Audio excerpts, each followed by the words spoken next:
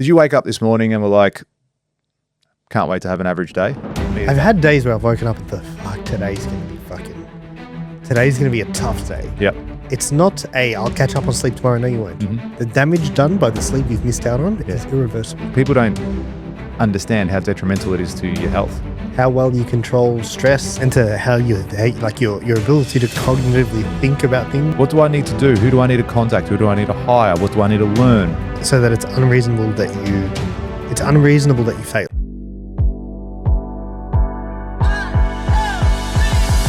Did you wake up this morning and were like, can't wait to have an average day? I don't reckon I've ever thought that. Me I've either. had days where I've woken up and thought, fuck, today's going to be a tough day. Yep. But you know what, George? I had a great sleep. That's important. That makes a huge difference to I your day. slept with no alarm. Yeah, And I how woke goes up that? and I'm like, I forgot to set an alarm. Yeah. That's the truth. But I woke up early. Yeah. Yeah, Yesterday I did. I slept in yesterday, but had a big day the day before. And I was happy to though. I was like, nah, cool. Like whenever I get up, I get up. And for me, 7 a.m. is a massive sleep in. So it was good. Yeah, I Felt I felt awake in this morning. Like I was on the way here and I felt awake. And I was like, man, that was a good sleep. Like I slept throughout. And I think feel like that every sleep's- day. You feel like that every day? No, so imagine you feel like that every day. Yeah, I was reading this thing the other day and it says, the sleep you miss out on is irreversible.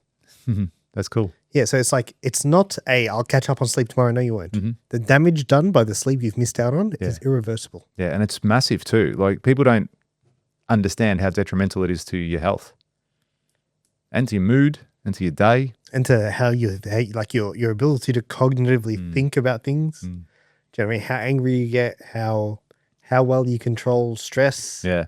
It will definitely affect your performance. Would it? Yep. That's performing at the peak of your abilities. Um, So we just came off our event last week, mhm. or the other week, whenever this airs. And it was the Builder Summit. It was our biggest event to date. So well done. Thank you. Biggest event so far. Thanks Yeah. everyone who Thanks for everyone who showed up and attended. Mm-hmm. Congratulations to the lucky Lucky winner on winner. the 10-piece Makita toolkit. I spoke to him the other day actually. Yeah, excellent. Yeah. After the event. Yeah. Oh, nice. I said, how's the toolkit? He said, I'm a Milwaukee guy. How funny. Yeah. He's like, it's like, okay. So give it back. Really good guy, by the way. Yeah. He's like, yeah, I gave it to the boys. They loved it. Gave it to his guys. Said, To his team, yeah. oh, good on him. Yeah. Well done. Well done. Well done to him for attending. Yeah, and stayed to the very end and got the reward. And there was a guy who we drew on the random selector. The first person that got called out. there. He wasn't there. Ben V. Okay, I don't know. I don't remember the surname. I just had his first initial. But Ben, if you were at the Builder Summit, you left and you didn't win a $2,000 prize, mate. You could have walked away with a 10-piece Makita combo, brushless combo, and you didn't. But no, it was a good event, great event, good crowd. Yeah. We tried different things. Look, we've been testing a lot over the years and we keep testing and trying to do different things, spending more money, taking more risks. And it's become very predictable. From a money in, money out, from an attendee point of view, like the numbers are being very consistent. Yeah, we've got the data now. It's not like a random thing where we go, I don't know what to expect. I don't know how many people are going to rock up. And you know, the funny thing is I always think that at the start of the day. I'm like, fuck, what if there's like 6 people? But I've gotten pretty good at predicting it. Yeah, look, bang on. Yeah. It's a science. It's almost like, okay, there you go. The maths, numbers don't lie. Exactly. Funny. I was listening to this, like our pre-ramble before the podcast started from our last episode. And I was saying to you, hey, I reckon let's account for about 100. Yeah. We end up getting 102. Yeah. Like, fuck, that's pretty damn close, dude. Yeah, pretty good. Like, pretty good estimation to be within 2%. Can't fault that. The numbers don't lie. Yeah. And it begs the question, right? Because you said it to me Was it on the day? I think it was on the day. And it's like, okay, it was like 5 minutes before we let people in. And it's, what do we need to do? What things would you need to do? Like list everything. If you took all chance out and you're like, you've got to get 500 people in this room, what are the things you would do? List them all out. Now, they could be unreasonable. It could be like, well, get Elon Musk to be a guest speaker. Like, what other things that would get people in the room? Because we had over 500 registrations. So over 500 people registered, took the time, clicked the ad, clicked the link, put their name, email, phone number, did all that aspect, got all the emails, got the phone calls, got the text messages. They got everything. What would it take to get those people in the room? And then it starts asking the question, we're going, well, am I doing enough? Are we doing enough? This time round, we filmed lots of ads, as in different content, talking to camera, going on site, being creative. We had a prize. We've never given a prize away. That's the first time we've done that. So as great as it was to get 100 people in the room, what does it take to get 200 people in the room? And I'd like to think it's not just spending an extra 30 grand.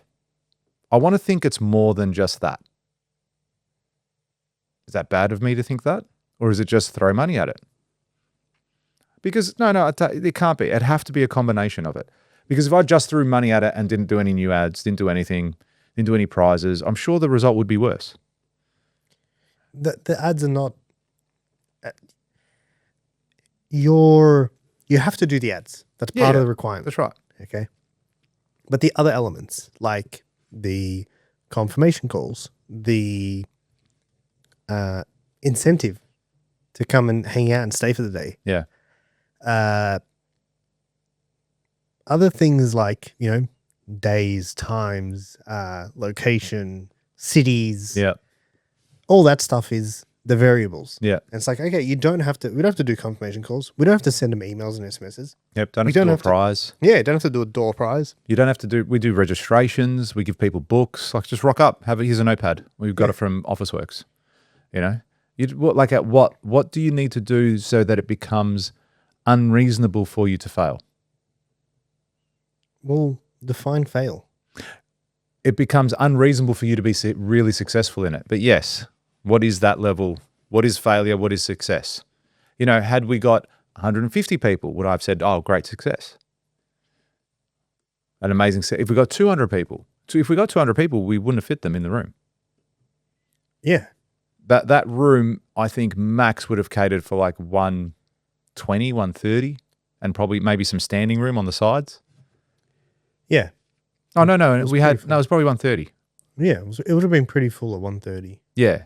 It'd be a full room at 130. And then you're like, okay, well, is it you need more sponsors, more attractions, more guests? Like, what's the thing?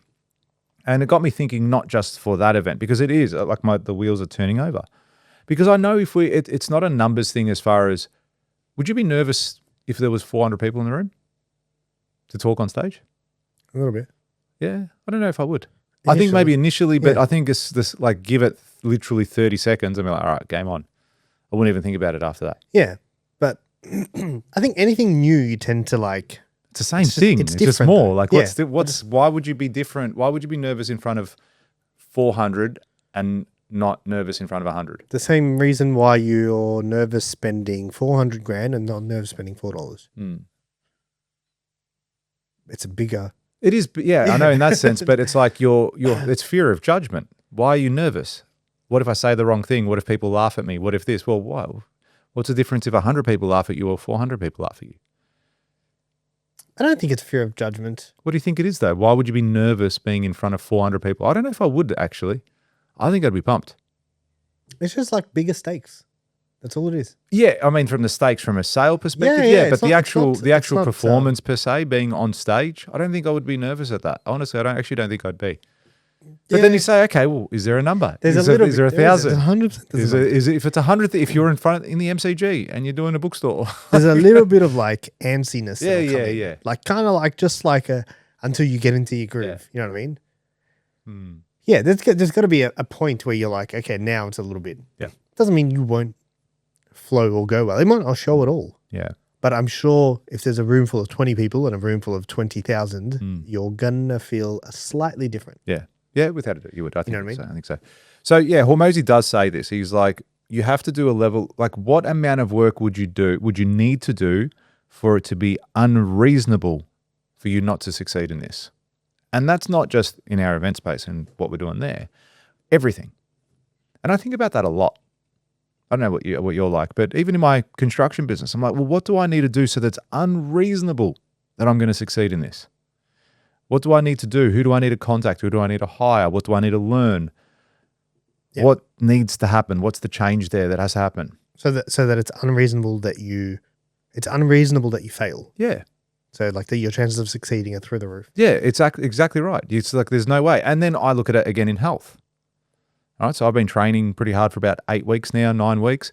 It's like, well, what do I need to do so that it's unreasonable that I'm not in an amazing shape in the next 8 weeks? All right, and it's like, okay, I know what has to happen. If I went for a run if I got 20,000 steps every single day, if I worked out every single time, every single day, if I tracked every bit of food that went in my mouth and I made sure it was all clean, it was all natural, it was high protein, it was all that stuff, it would have to be unreasonable for me to fail. Yeah. Yes, I agree. So then, okay, going back to the people who registered and the people who showed up to the event. Yeah. Why do you reckon a large portion didn't show up? Okay. I think there's a couple of reasons. The first one is 90% of the people that were registered for the event, it was a free event. So I think they had no skin in the game whatsoever. So regardless of them rocking up or not, it wasn't really going to make a difference to their life. So I don't think they had a vested interest in being there in the first place. I think that does have something to do with it. I think most people will, because they've got no skin in the game, anything else that's a little bit more important than going to that event will take priority. So they'll go and do that. If it's a little bit hard for them to get there, I think they go, well, it's too hard basket. I'm not going to do that. Again, people always take the path of least resistance. It's built into them. And I think that's what happens there. Like they don't show up in a lot of aspects. I think that if you look at their lives and what they're like in their day-to-day operations, I think you'll see a lot of that pattern happening in everything they're doing. As in, where else are they not showing up at work? When I say showing up, as in the best at work, where are they not showing up at home? Where are they not there for showing up for their kids or showing up for their health or any of those things? I reckon you would see patterns everywhere in their life just from the fact of them not rocking up on the day. And I actually said that when I got people to do an activity, I won't give it away here, but when I got people to do an activity and then I asked them the question, I go, the point of that activity was to highlight to you, not to the people that won the activity, but to the people who didn't take action, like where else is that showing up in your life? And for the first time that I've ever done that, I noticed a lot of people nodding, a lot of people in agreement with what I was saying. I'm like, well, why didn't you take action? Why didn't you take action? I go, you were the closest. Why didn't you take action? You were the furthest away. And so was the person that won. He was the furthest away, but he still got up and took the action. Why didn't you? And I said, forget that you didn't win the prize. Where else is that showing up in your life where you're not getting those results in your life? And it just makes me think, well, where else am I not showing up? Where else am I not doing something I should be doing in my business, in my personal life, in my relationships with friends, with family, with children, with partners, with whatever it is? And I like that I'm thinking like that because now I'm looking for those shortcomings and I want to remove them and eliminate them as far as practicable. Do you reckon it's a healthy way to think? Yeah, why not? I don't think it's unhealthy. No, I think if you always look for something wrong, you'll probably always find it. Yeah, okay, sorry. I mean in the sense of, but I'm looking for improvement, not something wrong. Maybe that's probably a better way to look at it. I'm not looking for things going wrong. I just want to always, because there always is room for improvement, isn't there? Yeah. There's always something you can do better. And I don't think that's a bad thing by wanting to always improve. No, it gives you a level of drive. It gives you a level of like purpose. It gives you something to do. Yeah, like, fuck, imagine you win the lottery tomorrow and you got 200 million in the bank. Like, I'm still going to want to do something. Like, this will be a full-time gig. You know what I mean? It'd be a full-time gig. And how good would it be? Like, we'd have so much fun doing it. But then I was like, okay, forget that we've got money in the bank and this is a a fun thing for us. Well, how do we make it so that we become better, that we get proper guests on, that we do this, that we do this, that we do, and then make it self-sufficient? I think that would be a goal in itself. Because if I just go, oh, well, we're multimillionaires now, we do this for fun, I don't need to improve it, then I think the conversations might get pretty boring. You reckon? Potentially, because now we're going to be a little bit disconnected. Like every episode we've done, the whole 120 something that we've done to this date, if someone's been with us since day one, and hey, thank you if you have, we love it that you've been here since day one. Man, we've grown a lot since episode 1. Fuck, I'd hope so. Yeah, but that's people have been along with that journey. They've come along with that journey. If you've been here since day one and watched us in everything we've done, not only have we grown in the podcast space, like we're more skilled delivering a podcast than what we were on the first time we did one, or the first 10 or the 20, whatever it was. But we've also come a long way in our own personal growth and development too. So the people you see sitting here 2 years later, very different from the guys that you met day one. Yeah. Dude, you'd fucking 124 weeks. Straight. It's been. Yeah. This is 124 weeks. Imagine looking back 124 weeks and saying, cool, this is all exactly the same. Yeah. It's like you're still doing the same. There's nothing that scares me more in life, dude. Yeah. So that's great. You said that. What needs to change here? With the podcast? Yeah, so that it's unreasonable that we're not up there. How do we make the podcast elite? Elite. Is that what you're asking? Yes. I'm asking, how do we make this podcast elite so that we're in the same conversation as Stephen Bartlett?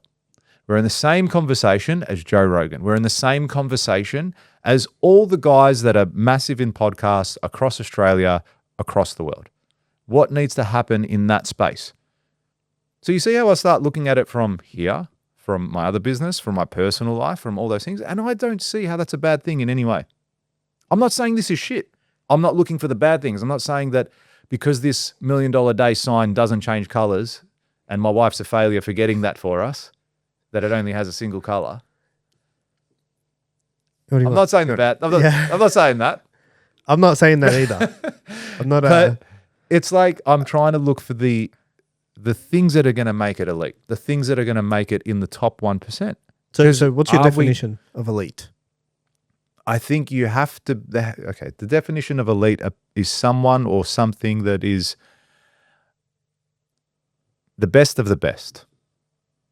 Okay, because I said it to you before. So let's just use AFL. There's 500 players, 1,000 players in AFL at the moment at the elite, at the highest level. How many elite players are there? Maybe 20. AFL is one of those sports where 20. I don't know. Yeah, AFL is one of those sports where there's a big discrepancy between the best and the average. Let's use the Olympics. We've just had Winter Olympics. Of course, I watched it. The Summer Olympics. Yeah, of course. Did you see? Can you believe it's not summer anymore? No, that upsets me. Yeah. Might have to sell my jet ski. So, yeah. Use the Olympics. Yeah. So you've got whatever, the 200-meter sprint in the pool. You've got in the pool. Yeah, the 200-meter swim, whatever it is. Oh yeah, I thought you said sprint. I did say sprint. Because they are running in the pool. They can do whatever they want in the pool. All right. So but you've got however many countries. I don't know how many lanes there are, but let's just say there's 30 people. All right, 8 lanes. Yeah, whatever it is. But let's just say there's 30 people that actually qualify to get into the 200-meter qualification to be there, to get in there. So you've got the best. You are the best in your country to represent your country in the 200-meter sprint. In this sport. But there's 3 people there that are going to get a medal. All right, there's 3 people, or there's 8 people that are going to get to the final round of those 30. So those 8 are elite. But are you then elite in your country? Yeah, you could be. Yeah. But so hold on. So what's the measuring stick? Yeah, I don't know the best world? of the best. Yeah, the world. Well, it depends what you measure. Yeah, there's got to be a definition on that. Okay, my definition of elite is someone who excels in all facets. Mm-hmm. Do you know what I mean? So, like, I'll give you an example. Cristiano Ronaldo, elite, business, brand, sport, health, fitness, health, Like doesn't cut any corners. Yeah. Yes. Who's another example? Comedian. You're gonna. Dave Chappelle. Yeah. Dave Chappelle, arguably best comedian ever. Mm-hmm. Not elite. Smokes, drinks. You know what I mean? Yep. Doesn't have the greatest habits, but comedian, gun. Yeah. But he hasn't really excelled, and that's like good on him. Like he wants to live his life. I'm a big fan of Dave Chappelle, just to be clear. But in my books, this guy sitting on this couch telling people how to live their life. But in my books, that guy, he's not elite. Do you know what I mean? Elite means having it together in all facets of life. So excelling in everything, excelling in health, excelling in wealth, excelling in your relationships, personally, professionally, excelling in yourself, your own ability, your identity, your professional development, who you become, business, brand, just fucking kicking goals in every sector, dude. So do you think that's a good pursuit? Me? Yeah. Yeah, fucking oath. Yeah. So looking at Chappelle going, oh, you smoke, you drink, you fuck, you do whatever you do. Dude, I think he's just a unique individual. I know, but I'm just saying, like, if you asked him, hey, Dave, are you elite? He went, motherfucker, yeah. Like, is he going to say that? Yeah, maybe in his opinion, yeah, I am elite. I'm the best comedian in the world. Or if you ask other comedians, who's the most elite comedian in the world? He's a great comedian. Yeah, but that's right. Maybe for him, being elite in the comedic space is what it's at, is where it's at. And that's part of him drinking and smoking is part of him being elite too. Who knows? So it does have a level of what does it mean to you? But I do like that. I like that concept. Yeah, because it's like, well, if you're elite, like think about the term elite. It means like you said, it's like you're the best of the best. And it's like at the end of the day, you gave the swimming thing as an example. Imagine two people and they swim and they get like almost the exact same time. They finish like the draw. I know that almost can't happen, but let's just say it did. Wouldn't if I asked you who was more elite, wouldn't the factors that define that be the other elements of that person's life? For you to turn around and say, okay, cool, like they both swam at the exact same speed. Yeah, this bloke cheats on his wife. This guy, cheats on his wife, has horrible relationships, broke, horrible human shit person. Yeah, just shit and then person. this guy's like rich, successful, helps charities. Helps charity. Yeah, you're like, well, who's elite? You're like, well, that guy's elite. Yeah, very true. Yeah, that becomes a defining factor because it's like then you're going to step away and go, yeah, well, what's the other factors? You're not just judged in life by one thing. Like, there's very few things in life where you're judged only by that thing. Like, I think a lot of other things come into account as well. Mm-hmm. Do you know what I mean? I really like this pursuit. I must say, like, there's a level of that making me want to get out of bed. Because, are you elite?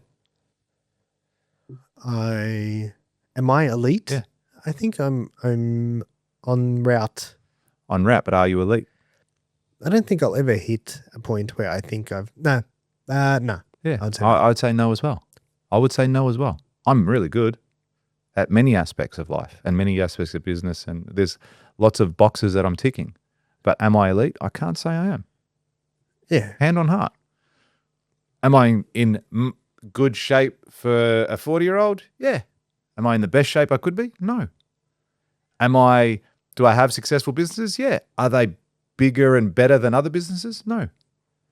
Are they as big as they could be? No. So do they deliver great projects? Yes. Do they help and employ and do, like, is there good things? Yeah, absolutely. But now I want to look at that and say, okay, I don't want it just to be average. I don't want it just to be existing. What does make it elite? So what is it? In which, for those elements? Yeah, like what do you need to do that you're not doing now that's going to help you get that? I don't want to, there's no blanket rule for each of them.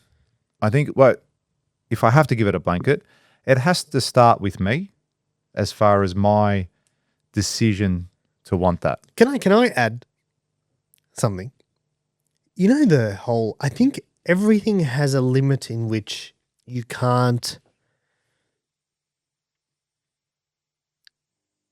There is a point in which it's not your fault anymore, too. Like, I think that thing is like, if you looked at it as a spectrum, it's like the the worst thing you can do on the complete, let's just say like this end of the stick, the left side of the stick, the worst thing you can do is blame everything else. Yeah? You're talking about taking responsibility here. And then it's like, okay, when you take responsibility, there is benefit. It's in your control, blah, blah, blah, blah. But I think some people can go too far with that. And like all of a sudden you're taking responsibility for things that aren't, it's like this person made a mistake and you're like, oh, it's my fault. It's like, nah, it's not. Like that person's retarded. I agree. I 100% agree. There are factors that are outside of your control. Yeah. It's like, no, that person's retarded and you need to fire them. Yeah. And then then you're like, oh, but it's my fault. I would say then the responsibility shifts from you saying it's my fault that I hired them. So no, it's your fault if you keep them. So that's where I think the responsibility needs to shift a little bit, not just saying it's all me. Yeah, you hired them. All right, great. It's now your fault if you keep them. It's now your fault if it's detrimental to the rest of your team. It's now your fault if the bad things that they're doing, you're rewarding, and now other people are seeing that and then mirroring that. So I reckon that's where you've got to then shift. And it's self-awareness, isn't it? Yeah. You know, because I could be 40 years old and saying, well, I want to be an elite footballer. That's never going to happen. I need to have that self-awareness to say, look, I could get into the best shape I've ever been in my life and be probably stronger than some of those footballers, but I'm never going to get picked up by any of those teams because I'm not as good of a player. I don't have the skills. And even if I practice every single day, no one's going to hire a 40-something-year-old that's never played AFL before in his life at the highest level. So a self-awareness does have to come into it too. Yeah, back to what you're saying. But yeah, I just wanted to touch on that because I think that's important, yeah. I think it... Because I do try and say that as well, try and take responsibility for everything that's going on. But yeah, you're right. You cannot, and the Stoics say this, we've spoken about this the other day, you cannot control other people at all. You cannot control other people's emotions, how they act, what they do. You can only control your thoughts, your character, your actions. So what are the things that you are now pursuing that are going to, I guess you said, you know, it's giving you drive and it's getting you out of bed. Yep. One of the things at the moment that I've been really focused on is my health, and it's great because I'm seeing results for the efforts that I'm putting in now. I'm dropping weight. I'm starting to feel stronger. I've had I don't know if I've told you, my shoulder's fucked. I've never had shoulder issues in my whole life ever, and then it's like the last 12 months of training, the last 2 years of training, it's like my right shoulder is just cooked. And it's so bad that I can't lift weights in certain movements, right? It hurts me too much and I can't physically move it. But ever since now that I've gotten to this point where I've been eating really clean and training really well, my shoulder's been getting better. And I'm starting to lift more weights and I'm starting to do more. I'm starting to have more mobility and less pain and all that sort of stuff, which is fantastic. So at the moment, I'm really focusing on my health and my fitness and my strength because I've been able to make it a priority because work hasn't been as hectic. When I say hasn't been as hectic, my team's doing a lot more now, so I don't have to pick up the slack in certain areas. So I'm focusing on that, and there's some goals there that I want to definitely achieve. But then, yeah, the other aspect of it is I do also want to go out and hire another 3-4 people, but the only way I do that is if I win another 3-4 jobs or one massive job or whatever it might be. So there is the business aspect of it too. The events space that we're talking about too, I want that to grow. We were talking about that yesterday, saying, okay, it's good that we've got that event under the belt, sorry. Under the bag. Under the bag. You heard it here first. Yeah, Feel free to use that. Coined by George Basses. That's it. Well, the next training that we do, that's where we start to get people involved in the mentoring program. And then that's where we start to really grow that avenue of the business. So that needs to be successful overall in order for this to be viable. And it's like, well, again, I come back. So what do I need to do to make it unreasonable for people to come to that training and go, if I don't join up with George, with this program, with this, it's going to be detrimental to me. I'm not going to have the success that I need. I can see he can help. I can see he's the one that I need to connect with. Go and get, instead of getting 4 people signing up, you get 30 people signing up. So back to that event space that we're talking about, I'm looking at and going, well, where are the elements in my life, in my business that I need to improve so that I can get closer to that elite level? And I'm looking at it in many facets, personal as well. How do I need to be the best father? My kids the other day were like, I bought my son this board game, Hues and Clues. Right, he saw it online and I bought it. We randomly went into a game shop at Chadston and I bought it. We found it there. I go, is this the game? He's like, yeah, that's it. So I bought it. And that night, he's like, oh, do you want to play? I was like, oh, can't be bothered. I said, yes, absolutely, I want to play. And we played. Sat there, played for half an hour, whatever it was, and he loved it. And my daughter played, she loved it. I was like, oh, can we play tomorrow? I said, absolutely, we can. Because one day they're going to be 16 years old and they're not going to want to play board games with me. Okay, but that's me showing up and being the absolute best father in that moment. That's what they want to do, and I want to be there and remember that and have those memories and have that connection with them. So I feel that having that whole mindset in the back of having that whole mindset is really helping me improve my life. But what's driving it? Like, you know what I mean? Like, what if you peeled it back one further and it was like, well, why do I want, why not just chill out and relax? And but like, so you gave the example of, Dad, can we play? And you're like, I'm tired. All right, we'll play. What if you weren't tired? Yeah. You get what I'm saying? Yeah. Like, what if you weren't tired? And if you're like, of course we can play. I'm going to play by myself if you don't play. Do you know what I mean? Move, I'm going to play by myself. That's it. You can't play. Yeah. I'm playing. But it's like, how do you take it to that level? Yeah. Why can't you? Yeah. You can. You can. Yeah. You can, absolutely. There is the element. There's also the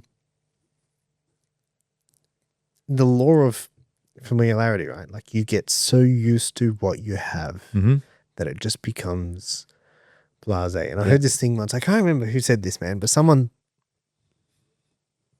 maybe it was Tony Robbins, maybe, I don't know, I can't remember. Shout out to Tony. Come on, podcast. Big T. You don't call him that? No, I don't know. Not at that level, yeah. No, you've known him much longer than that.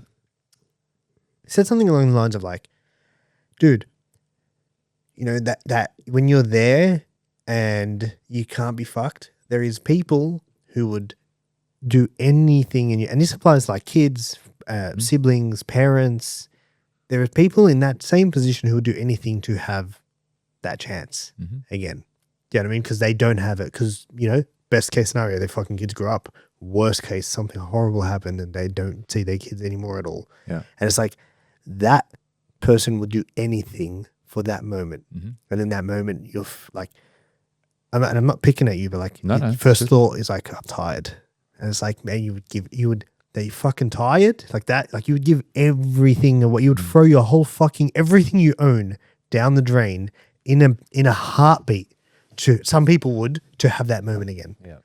Do you know what I mean? Man, it's so true. I saw this video online the other day and it was along those lines, and I'm going to paraphrase a little bit because I don't know it off the top of my head, but she was like, I was speaking to, imagine your 80-year-old self, being able to go back in time to when you were 40, to when you were this age right now. Like, what would you do if you had 24 hours? You're 80 years old and you had 24 hours to live in your 40-year-old body or in your 35-year-old body. Like, how would you live that day? And then she went through everything she would do from the moment she woke up to the moment that she went to bed. The 80-year-old person? Yeah, as in if they were back and they were 40. It's like I would wake up in the morning and I would see my dog who died, I'd pat my dog, I would take her for a walk, I'd give her the biggest hug. And then I would make breakfast. The kids would be running around. I would make breakfast. I would sit with my children and I would eat breakfast with them. We would play games. I wouldn't even touch my phone. Like, who gives a fuck about the phone? All right. I would play games with them. I would go to the park. I would kick it. I would see my husband there and he'd walk into the room and I would just give him the biggest hug because I could. And he was there. And then she goes, I would call my mum. I would call my mum up and just talk to her. I'd call her up in the morning. I'd say, what are you doing? How was your day? And I'd just connect with her on that deep level because her mum's dead at 80 years old. This is a real 80-year-old. Yeah, like as in they were going back. Yeah, man, it's tearing me up now. I'm just thinking about it. So I'd call my mum and I would just have that conversation with her and I'd tell her how much I loved her. And I would tell my husband how much I loved him. I would hold my children in my hands and just like hug them and embrace. Babies. And it's like, you're living in that now.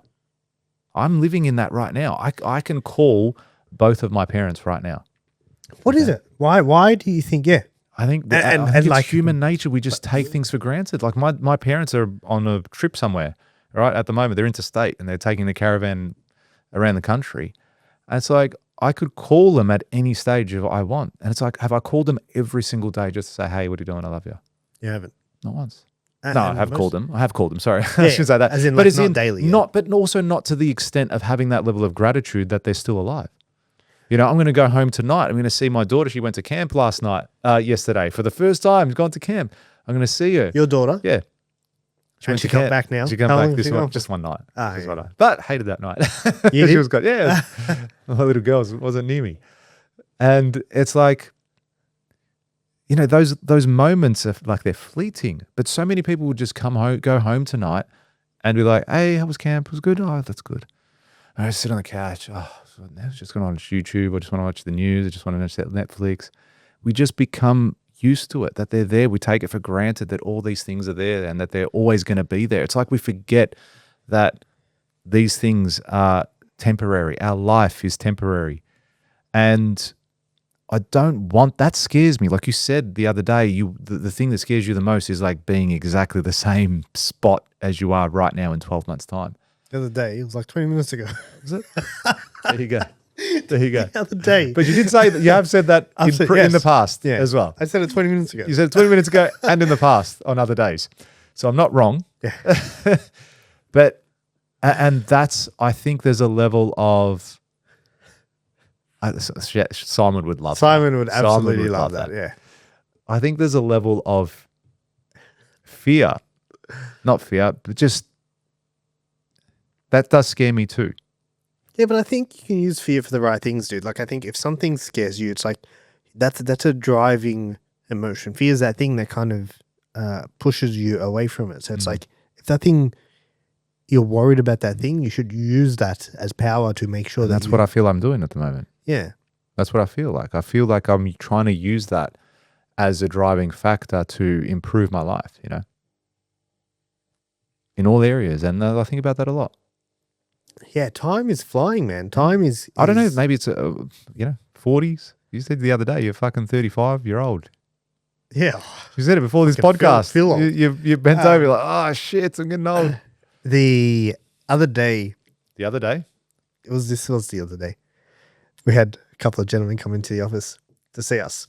And he goes, we came to the first event. And I was like, oh, yeah, 2024. No, sorry, I said 2023. And he's like, I said 24. Yeah. I was like, Feb 24. And he's like, nah, Feb 23. And I was like, nah. And he's like, yeah. And then I was like, holy fuck, you are right. Like, that's 36 months. 36 months. Think about that. And it's funny, we did it in Feb, but then the crew, it was like December before. We were in the training. We were doing a training about that event, being taught how to speak on stage and all that sort of stuff. And then 3 months later, we did the first event. Yeah. And then it's like, that's going to be 4 years ago. Isn't that wild? That's wild, dude. Very wild, man. Like, time is just fleeting so quickly. And we're giving it a nudge. Yeah, but you also said that thing, like your time here is so temporary. You know, I've been reading this book called The Blind Watchmaker. Yeah. And the whole book is about Darwinism. And do you know what Darwinism is? So Darwinism's it's like a theory of evolution that this is all chance. Yeah. Do you know what I mean? Like, this is all biology over millions and millions and millions and millions of years. And then we've started to think, and, everything else has come from that. Because, like, civilization is not that old. It's not a few thousand years old. It's not that old. And at one point, we were all killing each other. Not that long ago. It's still wild, isn't it? Still are. Yeah, still are. But isn't that wild? Yeah. Like, to think about, like, okay, maybe it is true. Maybe we are just here by luck and there is nothing after this. And it's like, this doesn't, the same way you can almost take away from all emotion with it, in the sense of, like, none of this, like, literally, in 100 years, you're going to be irrelevant. You're not going to, people aren't going to, can you name anyone from your family line in 100 years ago? No, because they didn't do any podcasts like we do. So everyone's going to know us. Of course, yeah. Everyone's going to know this because you're all subscribed, and then your children's children will subscribe, and then they'll know about it. But dude, that's the thing. The world might completely change. Yeah. And to the point where it's like, imagine people saying, there's going to be a time where people turn around and say to people, hey, you used to have to log onto a computer to do that. And I'm like, what? What's that? Yeah. What do you mean? And I'm like, you had to access things online. I'm like, where was it? It was like, it was on the internet. With the what? The internet? What's that? Now I just go plug myself into the wall and go into this world. Yeah. I just tap my wrist. My palm. And I go into this virtual reality world, and my body is being. Yeah, I mean, it's so funny you say. I remember being in primary school. It's like, you've watched Star Wars. Have you ever watched Star Wars? Come on. You're kidding me. Come on, man. Stop fucking around. You've never seen Star Wars. I've seen one. Which one? One of the old ones? No. Anyway, the newer one. Regardless, have you ever seen where they have like a device here, and then it's like a 3D object comes up, and you're talking to a 3D object? Come on, man. I can't have this conversation with you. I need to fuck. We're gonna end this. I'm telling you the truth, guys. This is the last podcast we're ever doing. It's the final episode. The final episode. So anyway, it's like a hologram that comes up from the ground, up from a device, and then all the people are talking to this hologram, and he can turn around and see everyone. It's the thing, like, wow, imagine one day when you can actually do something like that. You know, it's like it was so, you just couldn't comprehend that, that will never happen. That's like movies, that's sci-fi, it's pretend, that's make-believe, that's like magic. And now we have screens where you can FaceTime anyone. And it's like, yeah, cool, I'll just FaceTime him. You know, like today, I've had like 3 FaceTime calls. The guys were on site. They said, hey, what do I do here? Just FaceTime him. I'm just going to start FaceTiming everyone. I'm not going to take calls anymore. If someone calls me, I'm going to FaceTime them back. Yeah. Show me I want to see who I'm talking to. Why are you calling me only? Right. Yeah. What's wrong with you? What is this? What do you think this is, 2009? But you know what I mean? Do you know what I mean? Like, it was so out of our comprehension of where we would be 20 years later that would be able to do stuff like that. And here we are today. We don't even think twice about it. So imagine what 20 years' time is going to look like, how far AI is going to be, and what that's going to look like. It's just going to be phenomenal to be around. I think we've lived in the greatest period. To be able to see technology come from where it was to where it is now, we're very fortunate. I have a strong argument, like a strong case to argue to say we're in the greatest generation. Yeah. I don't care what anyone else. Everyone else argues, no, bro, the 60s. It's like, no, you were too old for AI. Yeah. Like we are primed. We had all the analog technology, and now we've got all the digital. We got to grow up as a kid and still experience outside, and then still be young enough for the digital world. Yeah, you knew where all your friends were because there was fucking 13 bikes outside someone's house. Yeah, you know what I mean? Like that's how we used to get places. If you've never had to call a house phone to speak to one of your friends, or use your friend's house phone to call back home. Yeah, and say I'm at Josh's house. Yeah. Let me just letting you know I'll be here for dinner. Yeah. I'll come home at about 7:30. And you ride your bike home. There's no Ubers. None of that. You ride your bike home. What sort of bike did you have? I had a mountain bike. No brand? Oh, fuck if I know. Mongoose? Mongoose? I don't know. Mountain bike. I had a BMX when I was young. But I had a Huffy. Huffy? Do you remember Huffy? No. Come on, man. Sorry, I wasn't into that space. I just had a bike that got me A to B. A bike with 2 wheels. Yeah. I used to rollerblade as well. Moving on. You still can. Can you seriously? Yeah, fucking oath. You give me some blades, I'll tear it up. Wait. Calm down. Yeah, life is going, man, and I think it's cool that you've found something. You know, these things, they're limited, dude. Like that thing, whatever you've got now that's kind of pushing you, like that's not going to last forever. No, it might change. Like, you're using it now to the best of your ability to fuel the flame. Mm-hmm. And I think you always need that thing in life. You know, someone came to me the other day and they're like, I remember this very, very, is it distinctively the word I'm looking for? Yeah, that works. Yeah. When I was 22 years old, I wanted out of being a mechanic. Dude, I wanted out like so bad. And I started doing my Cert 4 in building construction. I went to Master Builders doing night school. Believe it or not, I know what a waffle slab is. Believe it. Not talking about food. Couldn't talk. Yeah, not talking about food. Is that the right word? Waffle slab? Yeah. Yeah, cool. I remember thinking, what the fuck? Why are we putting these things in concrete? Yeah, I was doing all that. I wanted out. And then I became a service advisor. And I started making good money. And I was pumped. Like, I was like, fuck, I've never made money like this in my life. I was pumped for a bit. And then I got to the point where I thought, is this it? Like, this is it. Like, this is going to be the next 30 years sitting at this fucking desk. And I had that feeling then. And then I went on this big real estate journey. And then while I was trying to work out what I was going to do, I went back to Mercedes. And I was sitting there and I got that feeling again. And I remember walking out into my kitchen and talking to my cousin and saying, like, is this it, man? Like, this is it? Like, this, like, you know, like, just going to keep working this job and fucking living this fucking pointless life. Like, well, this just fucking sucks, dude. Do you know what I mean? I was like, fucking work Monday to Friday, weekends go like that. So tired from work during the week that the weekend comes and I'm just like, I don't want to do anything. Like, just leave me alone. Like, I just want to fucking lay here. Do you know what I mean? And it's like, that's no way to live, man. And I think that comes around from time to time, and you need the things that fuel you, like what you have now. Whether it's, you know, excitement about a thing or a goal that you're trying to reach or something to look forward to or like something where you're like, man, I don't want this to happen and I'm going to fucking do everything in my power to make sure it doesn't happen. I think those things are the greatest in life. And everything we do is like, you need that at all points through life to constantly drive you. Because then everything else becomes difficult when you don't have it. Do you think that comes from a level of adversity as well? Because, you know, you just said you were sitting there, it's like, fuck, what do I do here? What can I do? Does it force change? Yeah, Does I think force that? Because, like, if everything's going amazing and you're pumped, like, are you going to want to go to that next level? There could be a level of complacency at that point in time?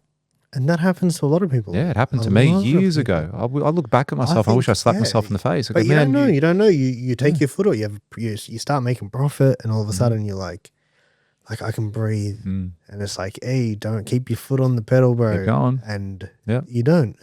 Most people don't. Very few people can keep the. Yeah. You know what I mean? You see, I feel though that because I've gone through that, I feel like I would now. But is that a way to live too? It's almost like a level of. Yeah, but I scarcity feel like and you fear. Would, but I feel like you also, I'm not saying not to you directly. Yeah, I know what you mean. Even if you've experienced it before, it's like you would do it now at that level. And then, you know, you start making $1 million a month. And then it becomes like all right, like, relax. Come on. Mate. Like, yeah, Come like on. now It's it's like, yeah, like, let's just enjoy this a bit. Just stop. It's human nature, man. But that's what I mean. That's coming back to what we said before, right? That complacency when you go home and you see your kids. It's like the $1 million a month. It's the same concept. So, hey, just relax now. Just relax now. You're fucking doing all right. Hey, it's okay. I've got my kid. I'll see my kids tomorrow. I'll play board games with you tomorrow. I'll call my parents tomorrow. What's the big deal? I've already spoken to them once this week. Why do I need to call them every single day? Why do I need to call my siblings every single day? I haven't spoken to my brother I saw him on Sunday, but before that, it might have been 3 weeks. You know?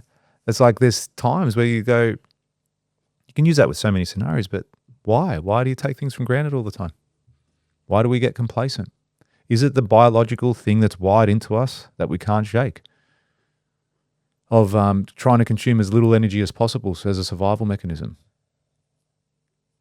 Because you're stretching yourself. It takes effort. It takes effort to call that person. It takes effort to be so grateful. It takes effort to exercise and eat healthy, and everything takes effort. You want all those amazing things. It all comes from effort. It doesn't come from just existing. Yeah, it's like the difference between being, you know, proactive and reactive. Like, you know, being broke is hard. Making money is hard. Pick your fucking hard, dude. Being fat is hard. Having a six-pack is hard. Pick your hard. You know, you pay the price, whether you pay through discipline today or through a lack of freedom tomorrow. You pay the fucking price, dude. You always pay the price. every single time. And I think the reason why we take time for granted is because your time isn't earned. It's not. Your time is not earned. You didn't sit there like, I'm going to fucking earn tomorrow. You didn't. You just fucking slept and woke up and you're like, well, I'm here. And then it happened so many times in a row that you were just like, well, this is life. And now I've got to go live into this civilization thing and get a job. And I'm not going to work past 5:30. No way. No one else does. Yeah, don't get paid for that. If my boss calls me after hours, I'm going to take him to fair work. I'm going to take him to... is that a law now?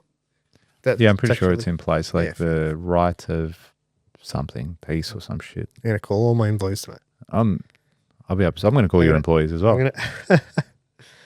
Yeah, man. I think the constant pursuit of greatness is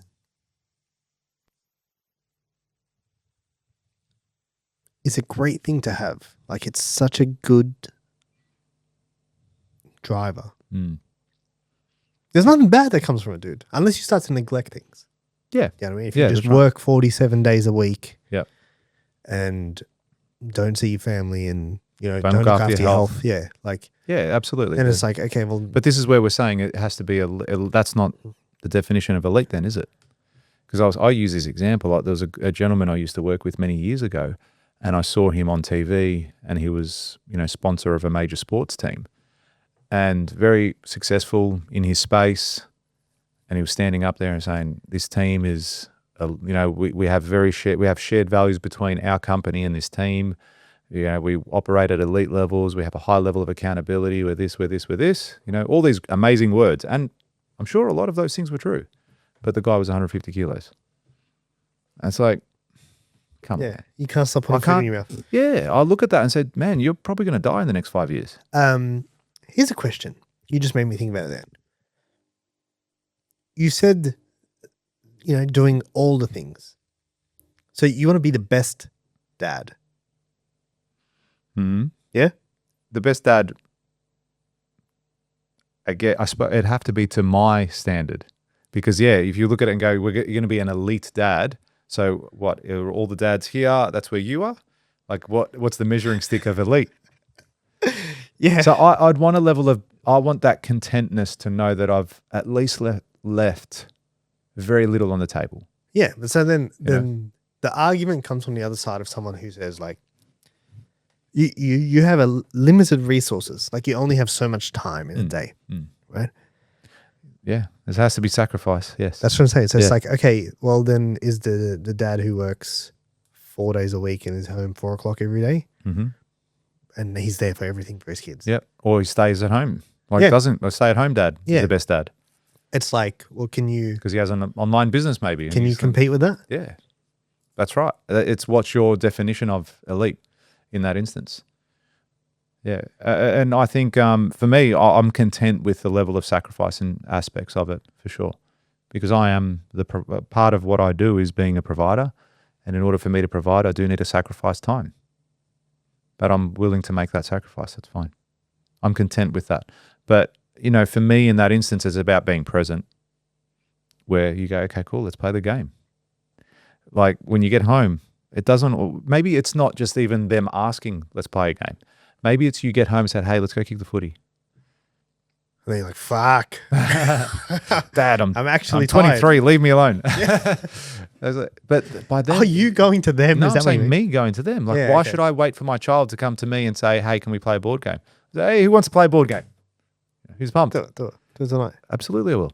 Absolutely. Like, we should be doing that stuff, not waiting, because there's going to be a time when they're not going to want to play board games, or they will. Maybe you have your family night where you all get together and play it every Friday, whatever it is. But those habits happen from today. So, yes, there's levels to it. It's what is your definition? I think it's a very personal question.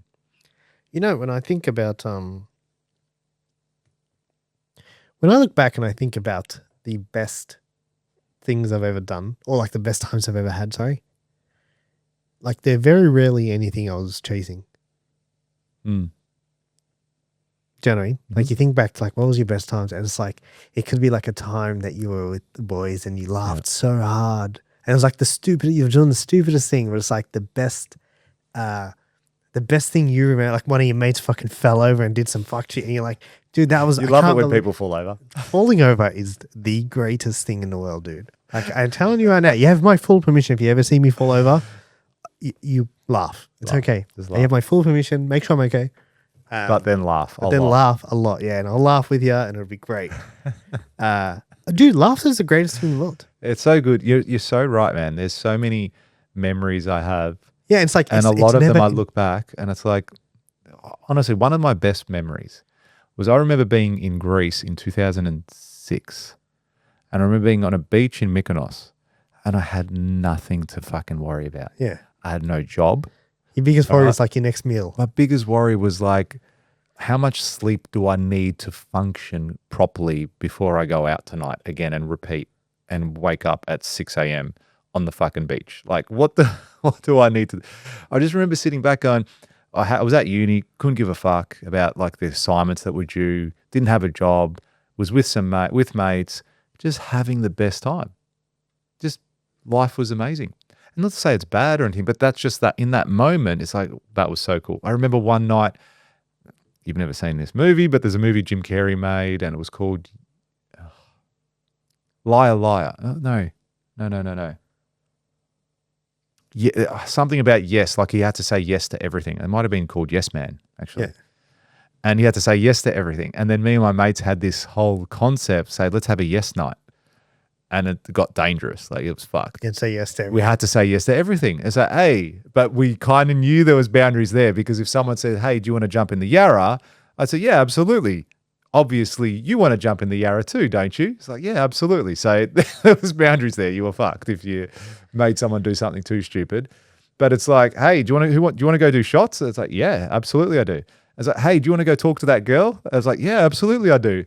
There was this night and I remember it was like, we ended up stealing pot plants, like from the bar that we're at. It's like, hey, do you want to take that pot plant home? It's like, yeah, fucking I do, of course. And it was just so much fun.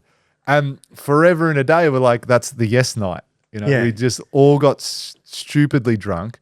We had so much fun. We're all single. It was just so much fun. Yeah, and it's like all those things, you weren't ever sitting there like, bro, one of my goals, I'm going to have a yes night. Yeah. I'm like, what? And it's like, it's one of those things that just happened. And it's like, when you look back at, you'd be sick if in the future they gave you like a highlight reel of your life. It'd be fucking great if you had stats. Yeah. Like you've taken 470,000 steps today. Yeah. You're like, whoa. But when you look back at, or you reflect, it's like the things that mattered the most to you tend to be the things that you... In the moment, like just little things. Like the little things. It is always going to be that, man. Really pursuing. It's always going to be that. I think on your deathbed, you're going to be thinking about those things. You're going to be thinking about the moments. It's never going to be, fuck, I wish I got more emails. You know? Yeah, you said that thing to me once. You're like, if you died today, your inbox would be full tomorrow. Mm-hmm. And I was like, fuck. Yeah. Who's going to reply to those emails? Yeah. No one. And no one cares. No one gives a fuck. I'm going to delete my email. Yeah. I fucking hate my email. Man, I'm up there with you.